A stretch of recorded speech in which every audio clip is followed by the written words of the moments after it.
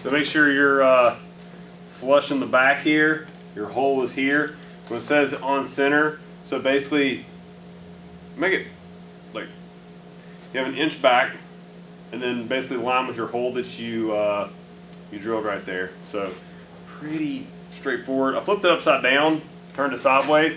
There's no real need to have to fight that thing freaking standing up. That's stupid. Got a little square on the inside here. I'm gonna throw in a couple little tacks real quick. Again, it's flush with the back right there. And heck, I could even take, no, I don't think I can because it's too big probably. But there's no real need for it. I'm already pretty much there. So, throw the tack on.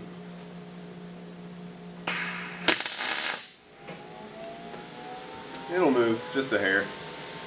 Or two. Or not at all.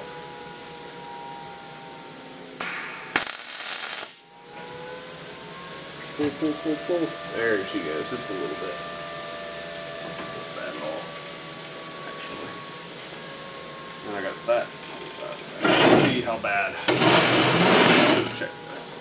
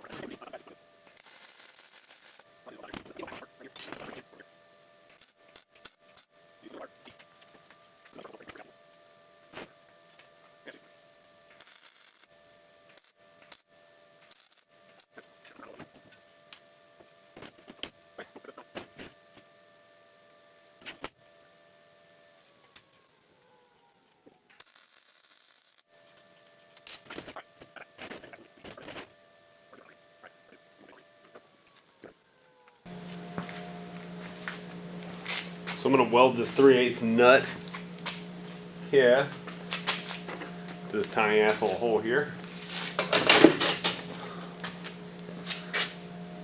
Yeah, that tiny hole. You'll see it there. We'll turn down the welder. It don't need to be this hot. Oh, put away. That's low. Whew.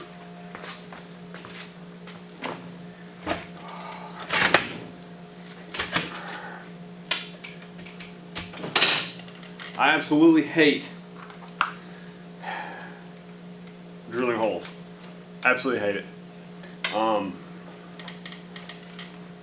I hate it. Hate tapping them. Hate any of that stuff. But whatever. This is where you watch me burn my finger, because I don't have one of those cute little 3-finger holder jobbies.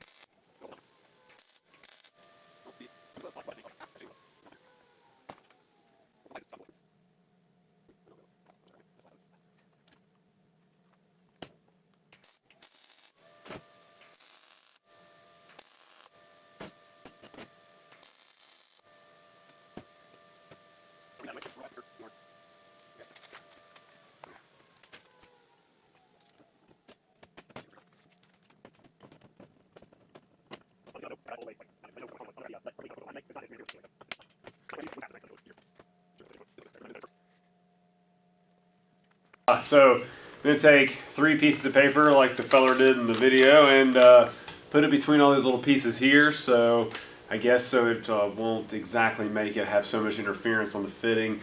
I've got it all pretty much aligned here. Let me zoom in just to show you really quick, but long and short of it is, this is a 3/4 inch plate. Oops, sorry.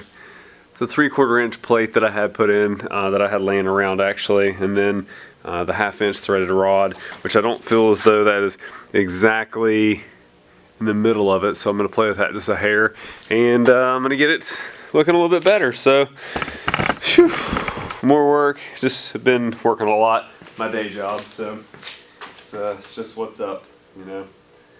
So.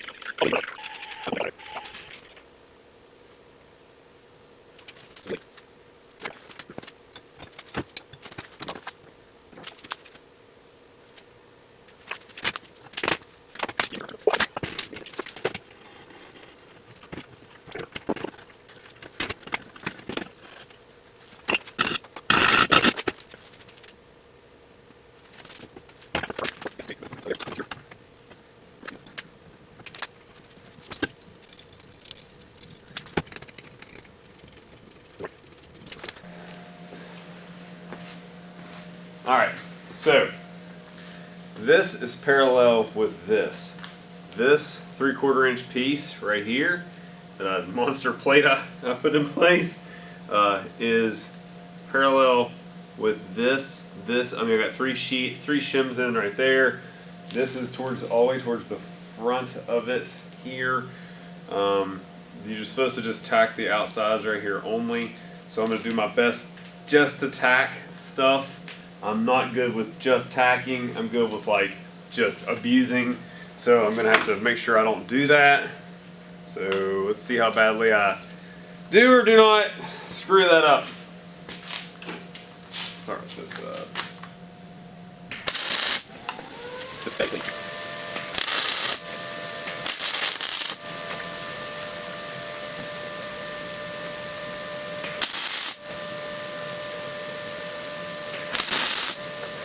Let's see what you might feel work up, yeah.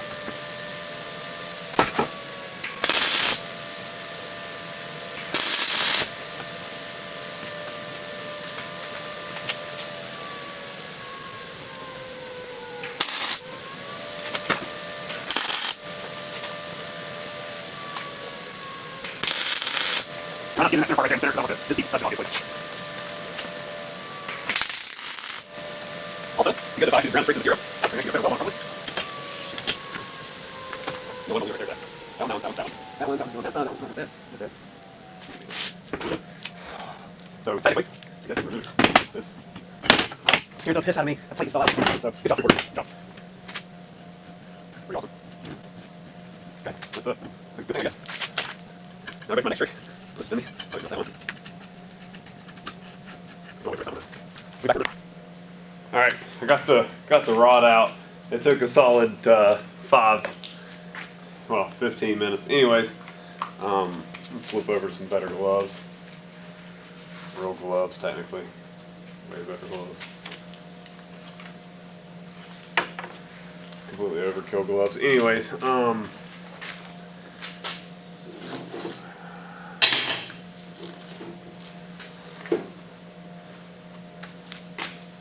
what I'm gonna do now is it basically is gonna kind of give it a little good little weld here and there and such. And by doing that, I'm hoping I can make sure I don't distort it too much. I don't want that. I mean, that wouldn't be anything to stick a rod in between it and literally yank it forward or backwards. But this one I can already kind of move it because it has no support here.